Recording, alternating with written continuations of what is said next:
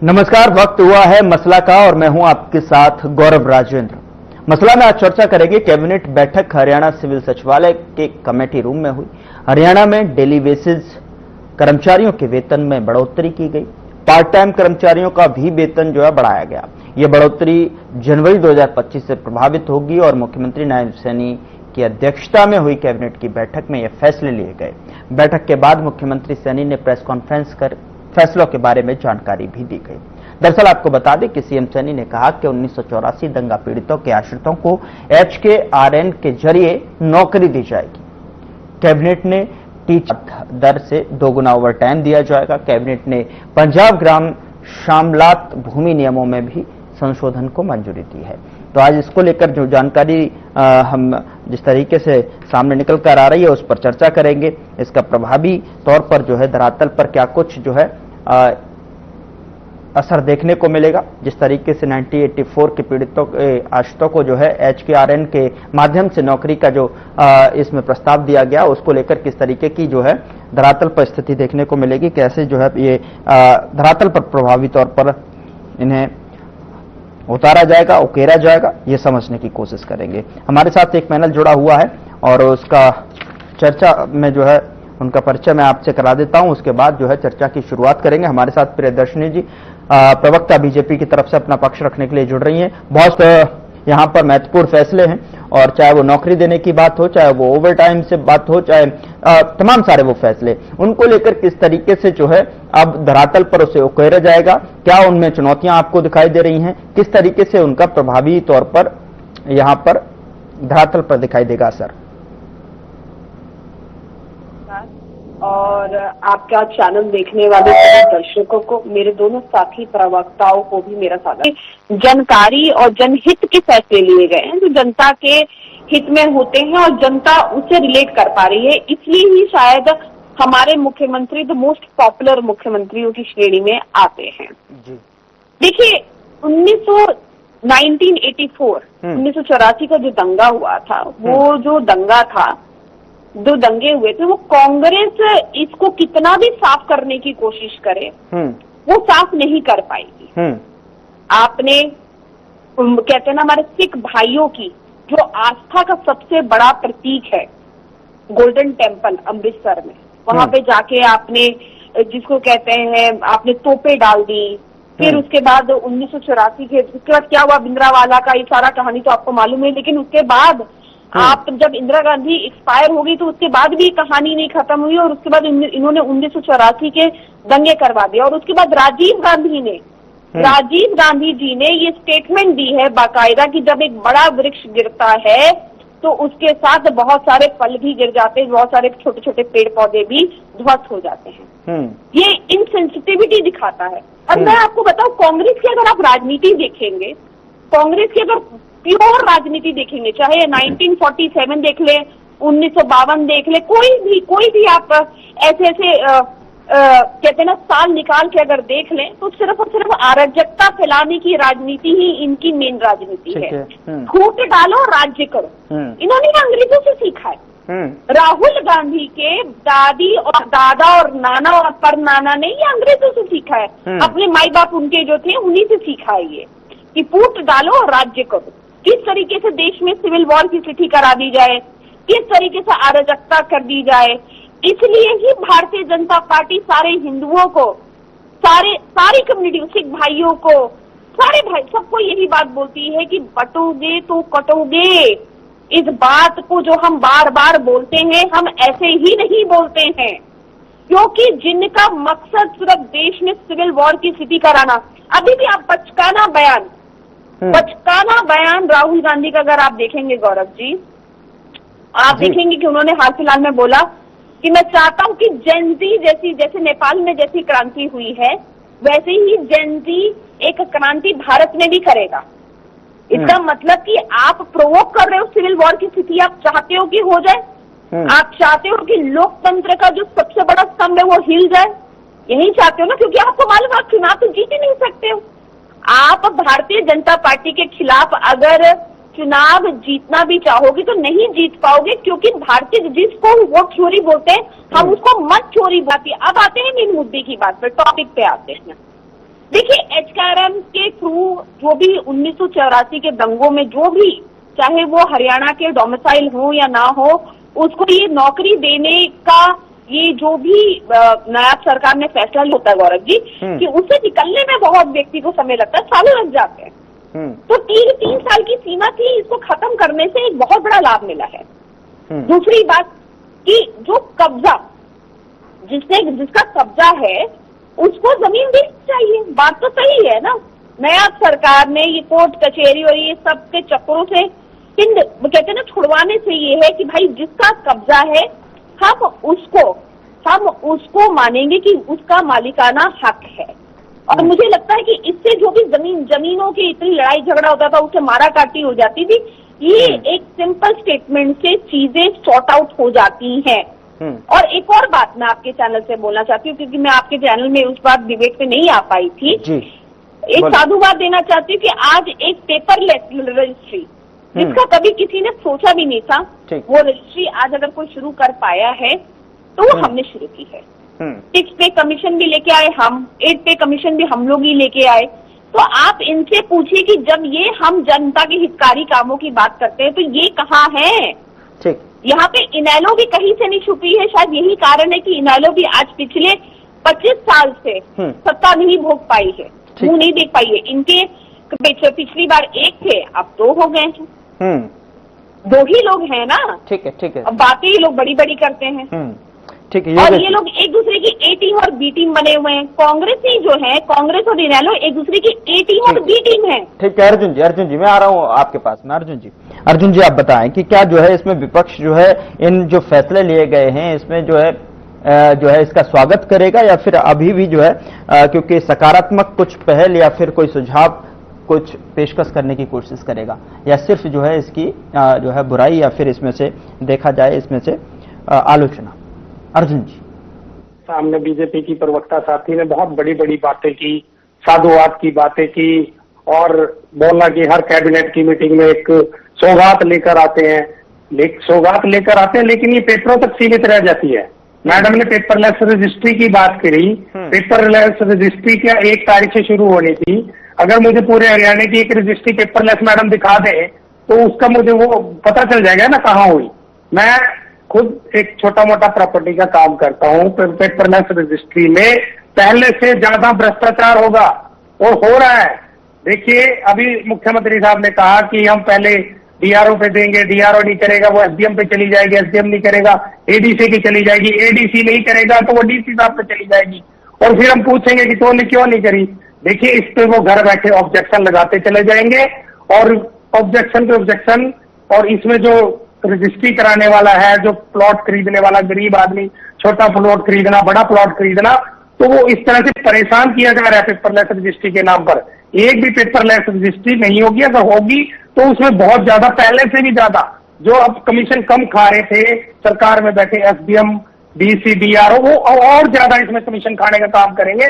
Paperless registry ना होकर के भ्रष्टाचार बढ़ा है, और बड़े बड़े वादे कर रहे हैं। श्यामलाल दे जमीन की बात कर रहे हैं गांव में कि हमने श्यामलाल दे की जमीन, जिसका कब्जा उसकी रजिस्ट्री, एक तो दिखा दो।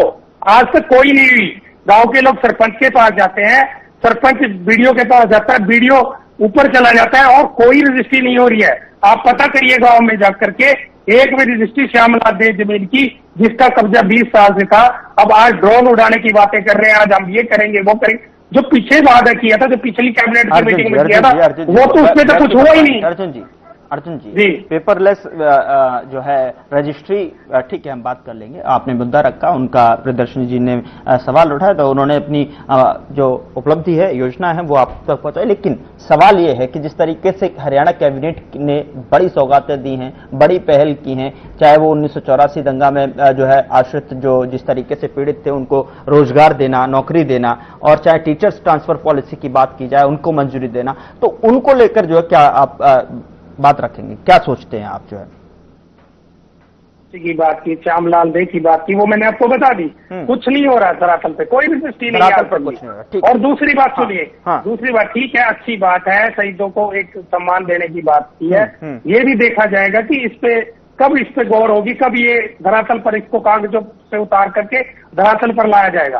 और दूसरी बात, मैडम कह रहे थे कि इंडियन नेशनल लोकदल का कुछ नहीं है। इंडियन नेशनल लोकदल आज भी पूरे प्रदेश में, आज की बात करें, आज हम निरंतर हर प्रदेश के, पूरे प्रदेश के हर डिस्ट्रिक्ट वाइज पे हमने प्रदर्शन किया है। प्रदर्शन किस चीज का किया? जो आज किसान परेशान है, किसान की फसलें जो उठाई गई थी उसमें जो पानी पिछले बरसात ज्यादा होने से खड़ा था, उसमें आज बुआई नहीं हो पा रही है। किसानों को जो मुआवजा देना था जल भराव का, वो मुआवजा नहीं दिया जा रहा है। तो इसीलिए आज भी इंडियन नेशनल लोकदल पार्टी सड़कों पर है और हमेशा चाहे विपक्ष में रहे। जाऊंगा आपके पास में, डिनाई कर रही हैं वो जो है एक हाथ का सिग्नल दिखाते हुए। लेकिन योगेश जी आप बताएं जरा, 1984 दंगे, 40 साल से ज्यादा समय, अब जाकर कई पीड़ितों को नौकरी न्याय संगत देने की कोशिश, ये पहल, ये तो स्वागत योग्य है, या फिर इसमें भी आप आलोचना कहीं ढूंढेंगे? क्योंकि आपकी तो जब सरकार थी, और ऐसे में जो है इनकी तरफ ध्यान देना, क्या रोड मैप होगा, किस तरीके से पारदर्शिता इसमें आएगी, क्या कुछ संभावनाएं हैं? स्वागत या फिर जो है अभी भी आलोचना? योगेश जी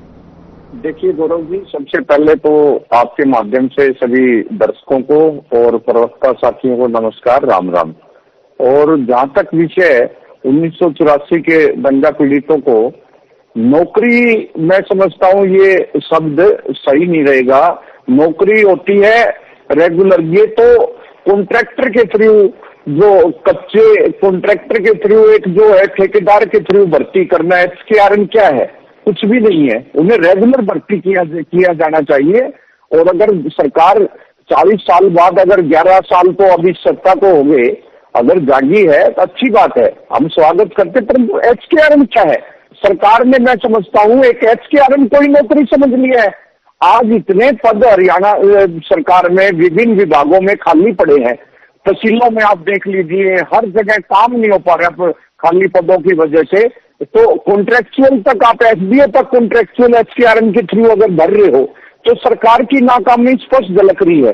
और जहां तक देखिए, आप पेपरलेस रजिस्ट्री की बात कर रहे हो, पेपरलेस रजिस्ट्री में तो भ्रष्टाचार, बिल्कुल जो मेरे भाई ने बात कही, और ज्यादा बढ़ा हुआ है। क्योंकि मैं खुद प्रैक्टिस करता हूँ, एडवोकेट हूँ। और जो आप एक बात बताइए, आप कहते हो हम तहसीलों में भ्रष्टाचार खत्म करेंगे, मतलब आप सरकार मान रही है भ्रष्टाचार है, तो जो DC मंत्री का जो इजहार, किसी भी जिले में अगर मंत्री या वो आते हैं तो तहसीलदार की क्यों जिम्मेवारी लगाई जाती है DC साहब के द्वारा? इसकी जांच करवाए, वो पैसा कहां से आता है? तो अगर सरकार खुद, हमारे खुद माननीय पूर्व के मुख्यमंत्री खट्टर साहब ने स्वीकार किया है, जो वाई पूर्ण कुमार का मामला था, उन्होंने पुलिस विभाग में भ्रष्टाचार को स्वीकार किया है। और उसकी, तो जहां तक देखिए सरकार के कैबिनेट के फैसले की बात है, अच्छी बात है। परंतु उसके साथ साथ जो हमारे 750 किसान शहीद हुए, उन शहीद परिवारों के घर में भी रोशनी। ठीक है योगेश जी, मुझे यहाँ पर नजर होता है।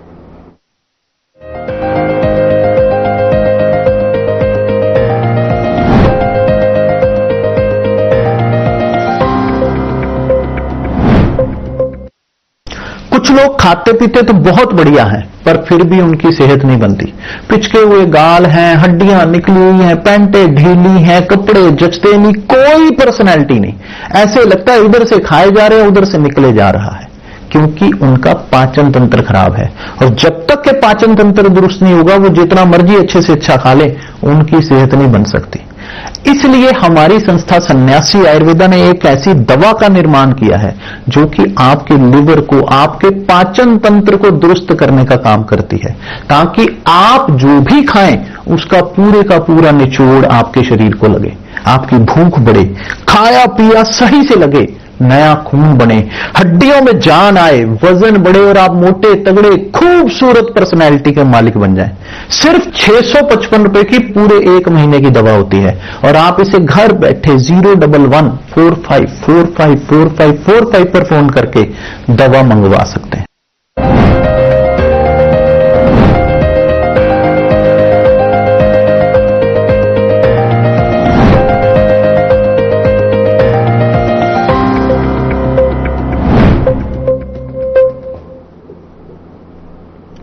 चलिए एक बार फिर से मसला में आपका स्वागत है। लगातार चर्चा, हरियाणा कैबिनेट में जो बैठक हुई उस पर लिए गए महत्वपूर्ण फैसलों को लेकर लगातार यहां पर चर्चा चल रही है। ब्रेक से पहले जो योगेश जी आप बात कह रहे थे, कंप्लीट कर सकते हैं एक जो है 10 सेकंड के भीतर। जी मैं बात कर रहा था हरियाणा के किसानों की, जो किसान आंदोलन के दौरान हमारे 750 किसान परिवारों में जो शहीद हुए थे, उनके परिवारों को सरकार को सूद लेनी चाहिए और हर घर में एक नौकरी दी जानी चाहिए, और वो भी रेगुलर। और उसके साथ साथ माननीय प्रधानमंत्री जी ने भी स्वयं माफी भी मांगी थी, और उन्होंने जवाब दीजिए यहाँ पर। जी कंप्लीट की। तो जब आप सरकार गलती कर रही है, इतनी बड़ी भूल कर रही है, तो सरकार को अपनी भूल स्वीकार करके उनके घरों में भी जो नौजवान युवा शहीद हुए हैं तो उनको रोजगार देना चाहिए। उसके साथ दर्शन जी यहाँ पर जो है योगेश याग जी कह रहे हैं कि देखिए HKRN जो है एक थर्ड पार्टी के माध्यम से उनको भर्ती कराना है, ठेकेदारों के माध्यम से उनको भर्ती करा रहे हैं। ये कौन सी जो है इसमें पहल कर दी, किस तरीके की पहल है, डायरेक्ट क्यों नहीं जो है भर्ती किया जा रहा, एक संस्था के थ्रू जो है आप जो है भर्ती कराकर कहते हैं कि नौकरी दे दी। दूसरा, अगर बात की जाए टीचर्स ट्रांसफर जो पॉलिसी है उसको लेकर जॉन कॉन्सेप्ट अगर हटाया गया है तो उसमें किस तरीके की पारदर्शिता बढ़ेगी या फिर राजनीतिक हस्तक्षेप का बढ़ने का ज्यादा खतरा यहां पर दिखाई देगा? क्या कुछ संभावनाएं हैं, क्या कुछ संभावित? प्रियदर्शन जी जवाब दीजिए। देखिए, मेरे भी परिवार में कुछ महिलाएं थी। पहले तो मैं इस बात को जवाब देने से पहले एक बात का जवाब दे दूं कि मैं सोच रही थी कि योगेश जी कम से कम 2 शब्द संवेदना के, मैं आशा कर रही थी कि योगेश जी बोलेंगे कि नहीं, जो हुआ 1984 के दंगों में वो बहुत खराब हुआ, बहुत बुरा हुआ। लेकिन खैर, कांग्रेसी हैं, कैसे उम्मीद की जा सकती है कांग्रेसी से कि हमारे सिख भाइयों के लिए 2 अच्छे शब्द बोलेंगे। मुझे याद है कि राजीव गांधी जी का तो एग्जाम्पल मैंने दे ही दिया था, और सिख कम्युनिटी के जो प्रमुख हैं, वो दिल्ली के जो सिख कम्युनिटी के जो प्रमुख हैं, उन्होंने टाइम मांगा था सोनिया गांधी जी से मिलने के लिए। और आप पता कर लीजिए गौरव जी, आपको भी शायद ये घटना पता होगी, आई एम श्योर आप सीने चलने से आपको ये घटना पता होगी। उसके बाद हुआ ये कि मैडम ने पहले तो उनको टाइम दे दिया, अकबर रोड से उनको टाइम मिल गया, 10 जनपद से उनको टाइम मिल गया। उसके बाद सडनली मैडम नहीं मिली है उनसे। आप ये सोचिए, राजमाता जो कांग्रेस की है वो उनसे नहीं मिली। कांग्रेस में 1984 के दंगों पर राहुल गांधी जी की स्टेटमेंट क्या है? क्या है उनकी विचारधारा? हर चीज पे विचारधारा होती है, उनकी क्या विचारधारा है? नीलबट्टा सन्नाटा।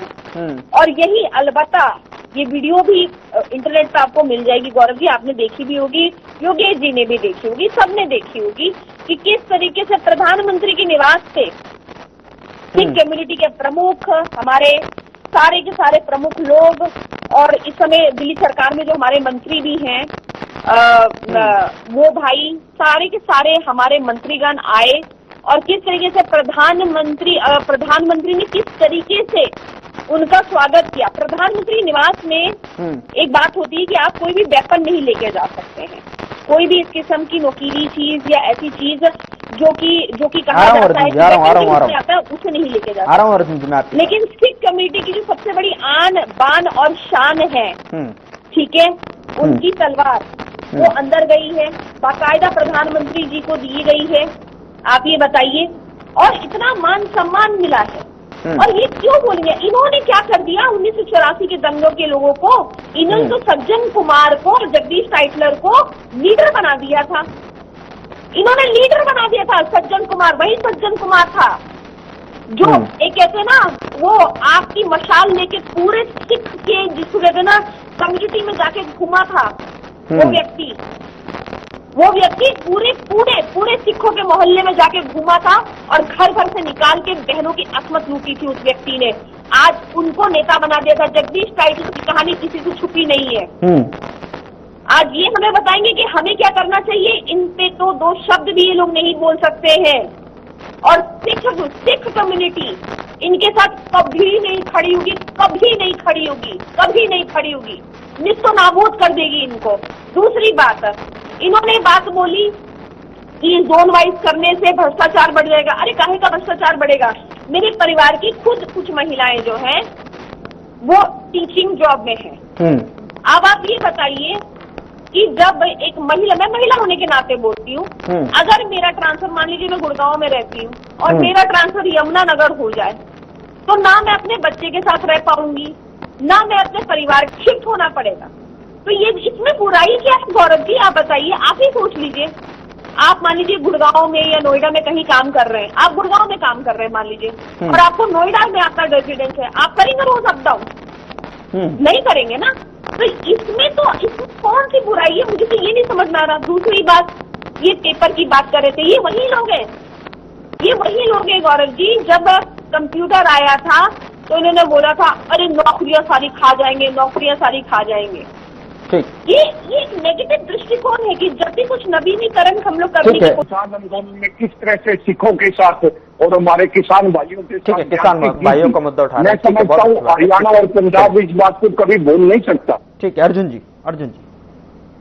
गौरव जी, मैडम ने बात कर दी 1984 की। आज की जो डिबेट थी, आज की जो कैबिनेट की मीटिंग थी, उस पर कोई बात मैडम पर नहीं थी, क्योंकि करने के लिए कुछ था ही नहीं। तो बात कर दी 1984 के दंगों की, इंदिरा गांधी की। तो ये सिर्फ और सिर्फ धर्म के नाम पर, जात के नाम पर, मंदिर मस्जिद के नाम पर लोगों को बहका करके लोगों को ठीक है, बहुत बहुत शुक्रिया। समय इससे ज्यादा आगे बढ़ने की इजाजत नहीं दे रहा है। प्रियदर्शनी जी बहुत बहुत धन्यवाद हमारे साथ जुड़ने के लिए। योगेश सिहाग जी बहुत बहुत शुक्रिया। अर्जुन सुड़ैल जी बात रखने के लिए बहुत शुक्रिया, चर्चा में शामिल होने के लिए। लेकिन वक्त इससे ज्यादा इजाजत नहीं दे रहा आगे बढ़ने की। लेकिन लगातार धरातल पर किस तरीके की जो है रूपरेखा दिखाई देगी वो देखने वाली बात होगी। फिलहाल मसला में इतना ही। नमस्कार।